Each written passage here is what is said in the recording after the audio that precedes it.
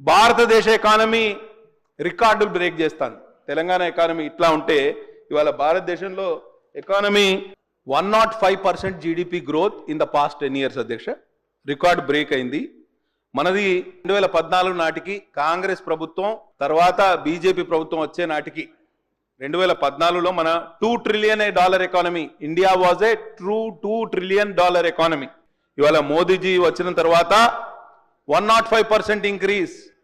ఇవాళ మన size of economy ఎంత తెలుసా అధ్యక్ష? $4.3 trillion ఎకానమీ. ప్రపంచంలో ఏ దేశం కూడా వృద్ధి సాధించలేదు అధ్యక్ష. No other country in the world has achieved this target అధ్యక్ష. 5th largest economy in the world is India. ఇదే రేటు కొనసాగిస్తే ఇదే సంవత్సరం మన జపాన్ దాటి 4వ స్థానానికి పోతాం. 2 సంవత్సరాలు జర్మనీని దాటి 3వ స్థానానికి పోతాం. We are going to be 3rd largest economy in the world in just matter of 2 years అధ్యక్ష. China growth in last 10 years was 74%, 74%. America growth percentage 28%, mere 28%.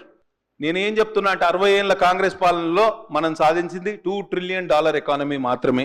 ఇవాళ 11 సంవత్సరాల్లో కేంద్రం తెలంగాణ రాష్ట్రానికి 11 లక్షల కోట్లు ఇచ్చింది అధ్యక్ష. ప్రతి సంవత్సరానికి 1,00,000 కోట్లు. బడ్జెట్లో మనం పెట్టుకునే అంకెల్లో 1,00,000 కోట్లు కేంద్రం జమ చేస్తుంది.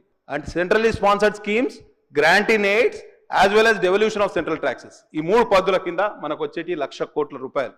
కేంద్రం సహకరించకపోతే ఈ రాష్ట్రం ఒక్కరోజు కూడా మనుగడ సాధించలేదు అధ్యక్ష. ఇది నా ప్రగాఢ విశ్వాసం, అందరికీ తెలిసిన విషయం. దీంట్లో దీనికి వివాదమే లేదు.